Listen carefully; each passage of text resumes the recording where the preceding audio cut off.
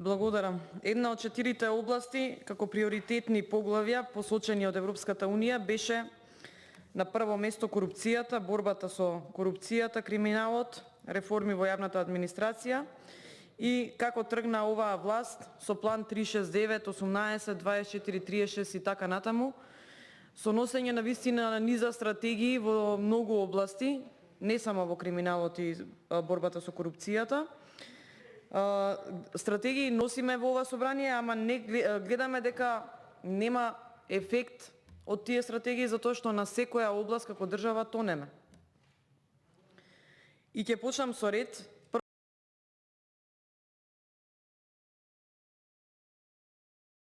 Прво што сметам дека требаше да биде присутен Љупчо Николовски, вице-премиерот за борба против корупцијата, иако собранието ја носи стратегијата, но како најзасегнат кој што потоа ќе треба да спроведува мерки и активности што произлегуваат од оваа стратегија, сметам дека требаше да биде присутен.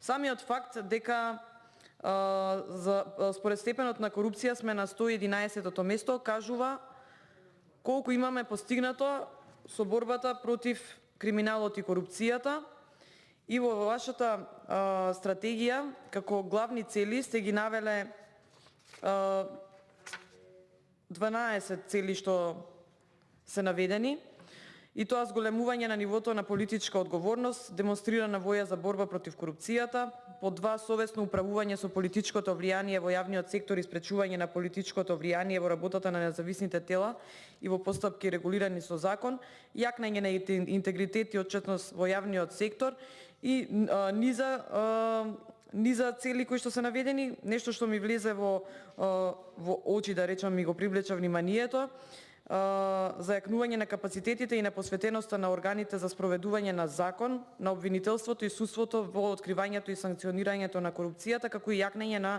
отпорноста на корупцијата во нивните редови, нешто во што област во која што потфрламе многу како држава, дефинитивно, и од каде што почнуваат по хиерархија сите девијантни однесувања во општеството. Под 11 пример, под реден број 11 ви е наведено подигнување на јавната свест и спроведување на антикорупцијска едукација, и сите овие вака цели што ги читам премногу амбициозно изгледаат, но на дело во државата на реална основа ние немаме ништо сторено. Немаме никаков прогрес, и дека ова е сепак добра форма на зацртани главни цели во стратегијата кои што се наведени, но немаме никаков прогрес и немаме ефект од тоа. Она што беше и нагласено и од моите колеги, дека прв приоритетни проблеми за борба против корупцијата по сектори, прв наш фокус и од колегите претходно што кажа е правосудството, и нејасно е зошто во стратегијата пак се испуштени нотарите и извршителите. Тоа е симптоматично. Уочлив е фактот што приоритетните проблеми наведени во стратегијата се премногу општо дефинирани, што е уште поексплицитно потврдено во последователниот текст во овој дел од стратегијата, кој е посветен на наводното образложение на проблемите, каде главен акцент најпрво е ставен само на кодексите на професионално однесување на судиите и на јавните обвинители, со што она што сметаме дека е важна работа, комплетиран со предлогот за донесување на законот за државно правобранителство, ама при тоа се заборава најважното, дека државата во 2019 година го донесе својот закон за спречување на корупција и судирни интереси, чија практична имплементација, особено од перспектива на неговиот член 17, нуди далеку посеопфатна и практична рамка за остварување на погоре наведените цели на стратегијата. Плюс што овие кодекси на однесување и во судството, па еве и во пратениците во собранието имаме таков етички кодекс на однесување на пратениците. Прво што не се со обврзувачки карактер, второ што по однесувањето и овде во собранието, а и по однесувањето и по сите збиднувања во судството, гледаме дека немаат ефект иако се донесени, повторно остануваат празно слово на хартија. Друго што сакам да го спомнам како теми, бидејќи моите колеги ги опфатија и не би сакала да се повторувам во делот на областите што тие говореа, но прашањето е легитимни се дали се користат она што го наведовте во вашиот говор, дали се користат правилно државните ресурси за справување со корупцијата, одговорот е дециден не. Во делот пак на човекови права говори самиот извештај на народниот правобранител, во кој што се вели дека имаме 90% зголемување на бројот на преставки токму во делот на човекови права. Тоа покажува и во кој девастирано општество живееме. Инаку многу добро ни е познато како оваа власт, 4-та година веќе, применува во законите кои што ги се носат и забелешки од јавни расправи и забелешки од граѓаните, односно не ги применува. Затоа што бевме сведоци на помпезно најавувани и со многу присутни луѓе овде јавни расправи по многу битни теми.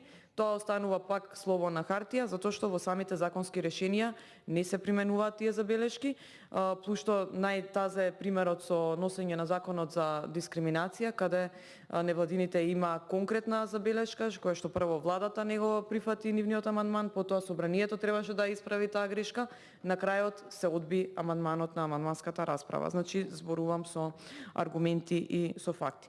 Проблемите со носење на закони по скратени постапки со европски знаменце и како влијаат на квалитетот. И да не се разбереме погрешно, јас многу пати имам констатирано дека ние имаме добри закони и тоа го има забележано и Европската комисија во извештајот, дека имаме добри закони, но дека немаме нивна имплементација. И проблемот овдека не е да се донесат законите, работата е што од реалните потреби на граѓаните ќе се имплементира во законите.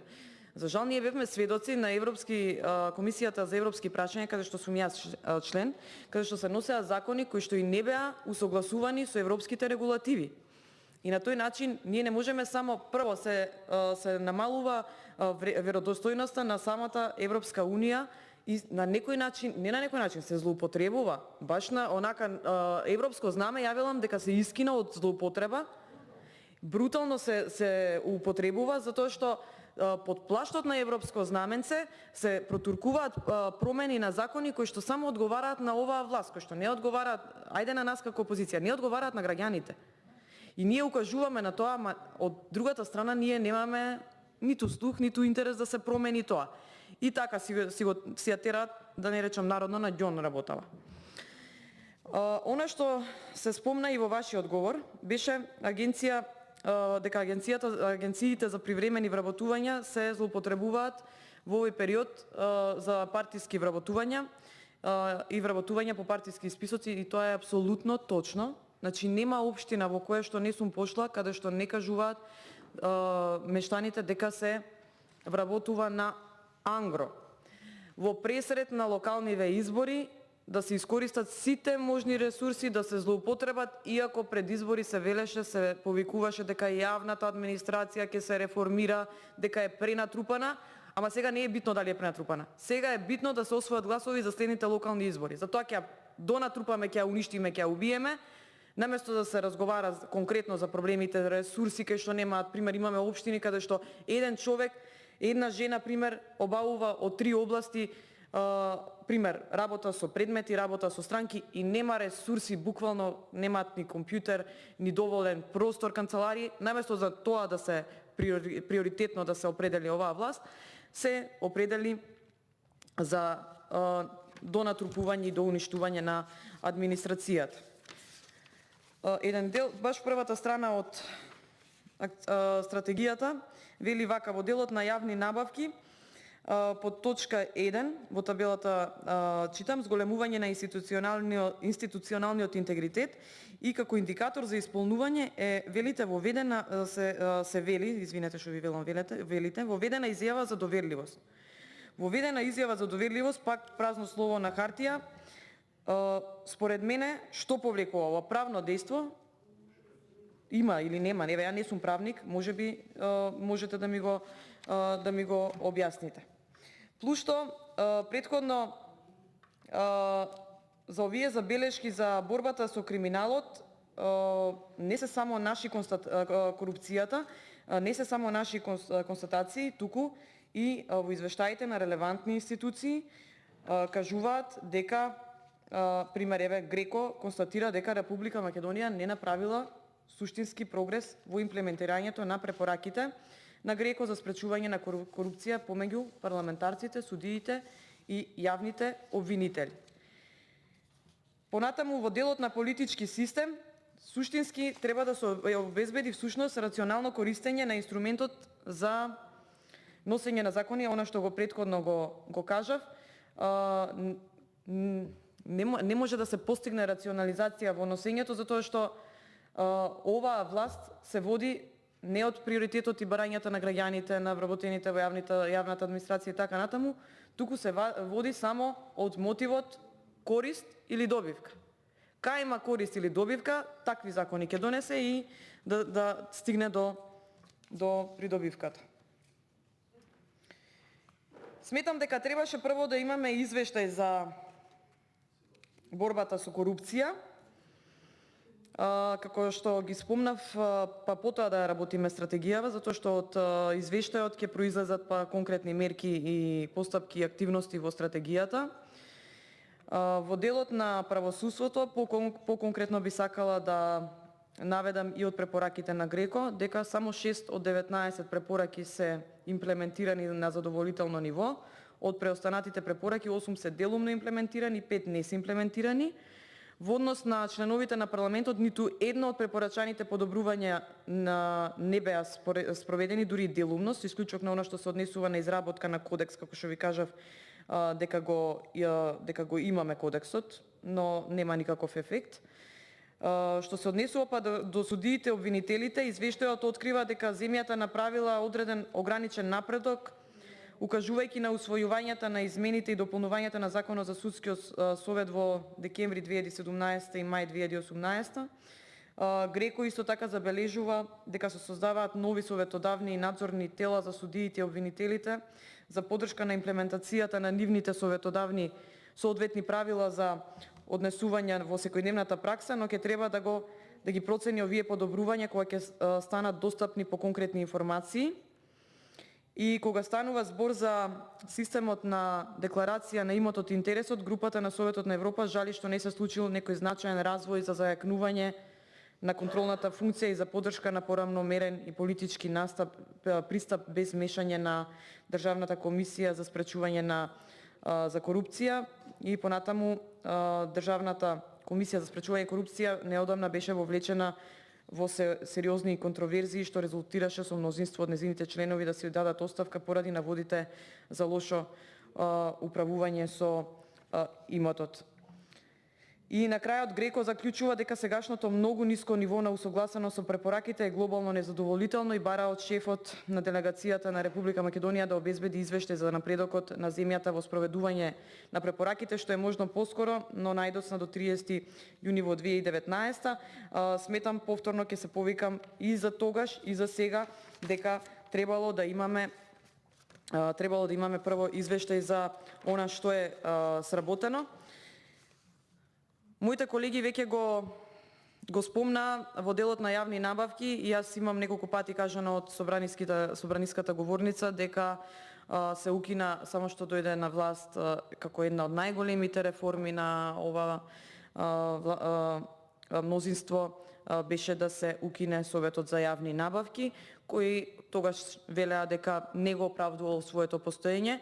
И во ред е, ако не го оправдува своето постоење, прашањето му е дали се воспостави нов механизам кој што ќе го оправда своето постоење, дали се воспостави, одговорот е не.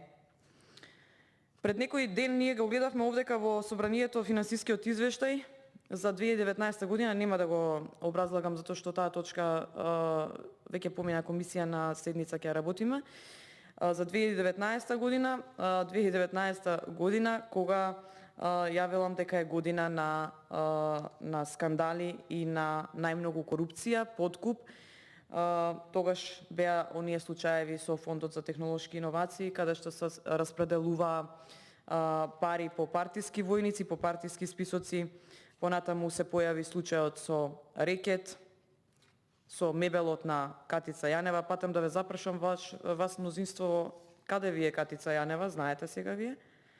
Плюс што имаме бегалци од минатата ноќ, за кои што се глуми сега низ државава, на секој чекор има полиција и се глуми дека се бара. Па еве јавно ја прашувам, ова мнозинство го прашувам, па еве и владата треба да ја запрашаме. Како толку при толку строги контроли на полицијата? Вчера, замислете, скоро 900 граѓани казнети за брзо возење. Пред некој ден, за жал, почина човек во Велес затоа што не смел да тргне маската. Од каде тоа право за такво апсурдно однесување? Но сега во знак на театар ќе се глуми на секој чекор ќе имаме полиција за бегалецот што го пуштивте. Во делот на лобирањето во политички систем, да не ги читам сите наоди, нерегулирана интеракција помеѓу лобистите и представниците на органите на законодавната и извршната власт, како и функционерите од локалната власт.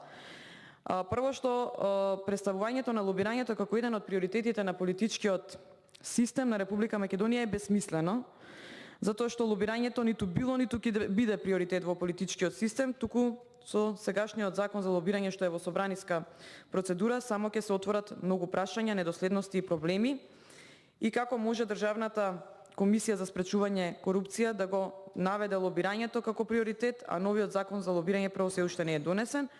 Исто така, да беа толку заинтересирани, ќе има доставено мислење до пратениците на собранието по однос на новиот предложен закон за лобирање, и тоа поднесен со европско знаменце, плюс што сметам дека е темпирано носењето на и тенденциозно, многу тенденциозно носењето на законот за лобирање, после тешки и важни процеси во минатиот мандат кои што ги поминавме, како процесот на промена на уставното име, каде што бевме мета на лобирање и самите пратеници.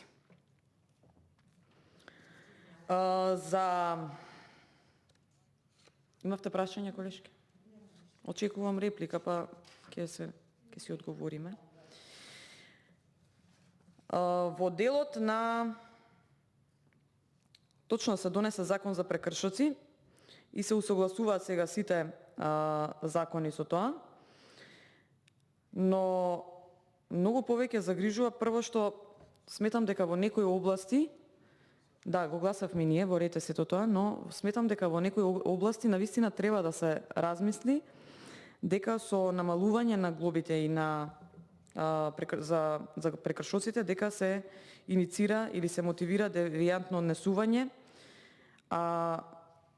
овдека во делот на органи за спроведување на законот е наведено вака, и затоа сметам дека имаме мотивација плюс на девијантно однесување не само со законот за прекршоци, туку и од непостапување на раководствата во институциите. Ќе ви го прочитам тој дел за да бидам појасна во искажувањето. Раководството на институциите често пати не ги спроведува препораките од внатрешната ревизија и Државниот завод за ревизија, од причина што законските решенија не предвидуваат одговорност во случај на непостапување по однос на препораките од ревизорските извештаи. Ова влијае на функционирањето на институцијата, на интегритетот на вработените и го загрозува економичното и ефективното работење на самата институција.